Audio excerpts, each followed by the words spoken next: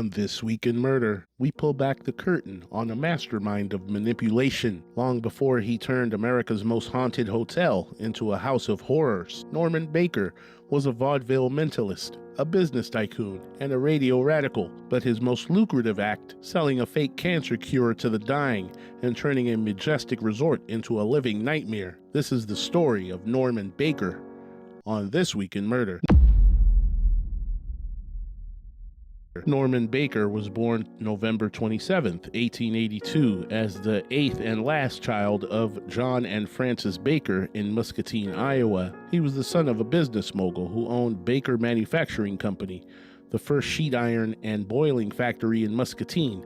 His father also obtained 126 patents. After dropping out of high school his sophomore year, he would find himself working in factory machine shops and gaining knowledge that would benefit him later in life. That is when he stumbled upon a vaudeville magician act who went by the name Professor Flint, who gave performances featuring the power of mental suggestion. Baker was enamored with Flint's mind reading, prediction, and hypnosis abilities, that it molded him to be the highly influential con man he was to become. Around 1904, he mimicked the show with his own mentalist performance. He hired a young woman who went by the stage name Madame Pearl Tangley, with other groups of actresses, and developed successful tours in Indiana, Chicago, and Ohio. Through an unknown dispute, he fired the original Pearl Tangley and replaced her. He would go on to marry the second Madame Pearl Tangley, a young college girl named Teresa Pender. Together for 10 years, they would tour the circuit and performed hit shows. In 1914, the work he did in machine shops paid off, as well as his father's sense for invention. He developed the first air calliope, later called the calliophone, which is a device mostly on automobiles used to play music.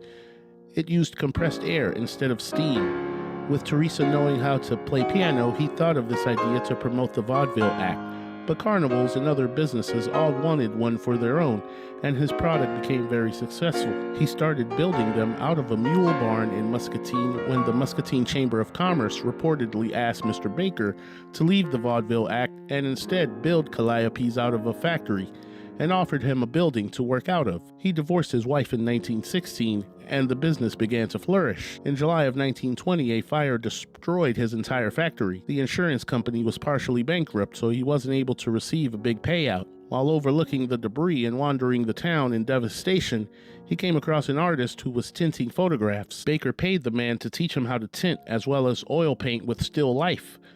This was the start of a mail-order art business that had students buying enlargements of their photos from him and framing along with other art supplies. Business again boomed, with profits grossing $75,000 within 3 years. He was able to use the profits to rebuild his calliophone factory and eventually ended the art school altogether. Not one to focus on just a single venture, he began a radio station. In 1924, with the help of the Muscatine Chamber of Commerce again, a station was built in Muscatine as Norman used his mentalist strategies to lure officials with promises of worldwide recognition, and no longer looked at as some back row cornfield along the Mississippi River. Broadcasts began on Thanksgiving Day, 1925. What started out as a general news station with human interest stories and his device playing as background music, his programs took a dark, sinister turn. His ideologies started to voice support for Hitler.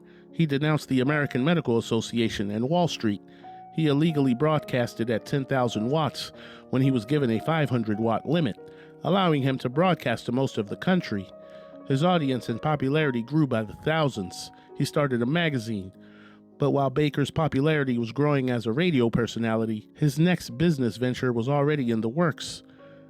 Baker, with absolutely no experience, started to dabble in the medical field. He started promoting to his listeners that he had found the cure for cancer. The music and art mogul was now playing on the heartstrings of rich, old citizens who were facing their last days. By 1931, Norman Baker's loud, aggressive voice was finally forced off the airwaves. The Federal Radio Commission, heavily pressured by the American Medical Association, revoked his broadcasting license for good. KTNT, or Know the Naked Truth, was no more, but a revoked license couldn't silence a man with Baker's level of audacity.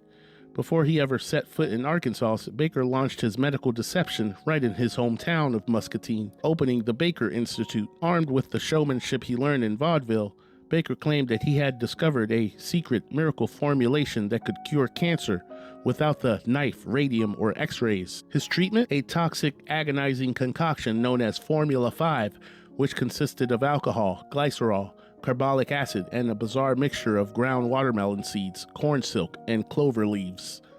Using his remaining influence and his magazine to bypass the radio ban, he raked in over $75,000 a month in the midst of the Great Depression. He injected the useless fluid directly into the localized tumors of desperate, dying human beings. When the state of Iowa began turning up the legal heat to shutter his fraudulent institute, Baker knew it was time to find a new town to bleed dry. In 1937, Baker arrived like a savior in the struggling, depression-hit resort town of Eureka Springs, Arkansas. He bought the majestic, empty 1886 Crescent Hotel and spent thousands transforming the historic structure into the new Baker Cancer Curable Hospital. True to his flamboyant, narcissistic nature, Baker styled the interior in his personal trademark colors: stark lavenders, deep purples, and bright orchids. He drove around the winding mountain streets in a custom hand-hammered Cord automobile painted electric lavender, wearing matching lilac shirts and white suits. To the desperate, terminally ill patients arriving by the trainload, his wealth radiated absolute confidence. He promised a full recovery in just weeks. Behind the purple walls and manicured lawns lay a house of absolute horrors. Patients were subjected to unimaginable torture. Baker's staff administered agonizing needle treatments, plunging his useless herbal formulas directly into raw, cancerous tissue up to 7 times a day.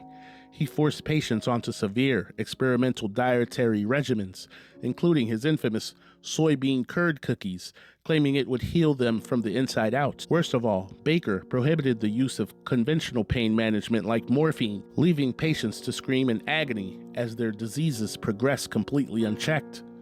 When patients inevitably succumbed to the agonizing torture, Baker had to protect his business model. To keep the mounting death toll a secret from incoming suckers, the basement was converted into a hidden morgue and autopsy room. According to chilling local lore, bodies were secretly wheeled down the halls in the dead of night and incinerated in the hospital's massive basement furnace, while Baker lied to grieving families, claiming their loved ones had simply left early or caught a different train home. Norman Baker's downfall didn't come from the lives he destroyed or the horrific malpractice he inflicted. It came down to the mail.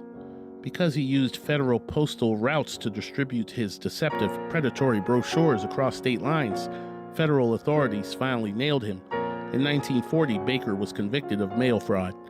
The prosecution exposed his private boast of reaping millions of dollars out of suckers, and the judge handed him a 4-year sentence.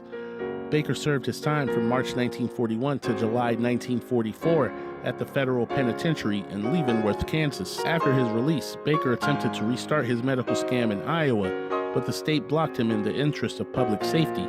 Unbothered, he retired in ostentatious luxury to Miami, Florida. Thanks to the millions he successfully grifted from dying patients, Baker spent his final days living lavishly aboard a massive 3-story luxury yacht once owned by a railroad tycoon. He died in 1958, never once showing remorse of the trail of bodies he left behind. For decades, the gruesome details of the Baker Hospital era were treated as local folklore and ghost stories until February 2019, while expanding a parking pad on the Crescent Hotel grounds. A landscape gardener struck a massive hidden dump site. The subsequent formal archaeological dig sent shockwaves across national news outlets. Researchers unearthed hundreds of pristine 80-year-old medical specimen jars, chemical concoctions, and gruesome surgical tools. Most horrifyingly, some of the jars still contained preserved medical specimens and actual human tumors that Baker had used as proof of his fake cures. The rumors were no longer just rumors.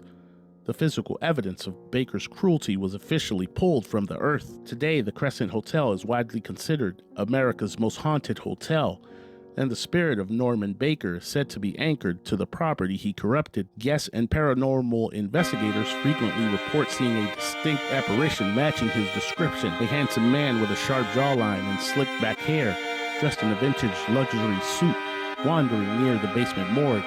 But he isn't alone. The spirits of his patients linger alongside him, including Theodora, a restless spirit who frantically fumbles for her room key outside room 419, forever trapped in the desolation of Norman Baker's final, fatal con. Hit like and subscribe for more cases on the next This Week in Murder.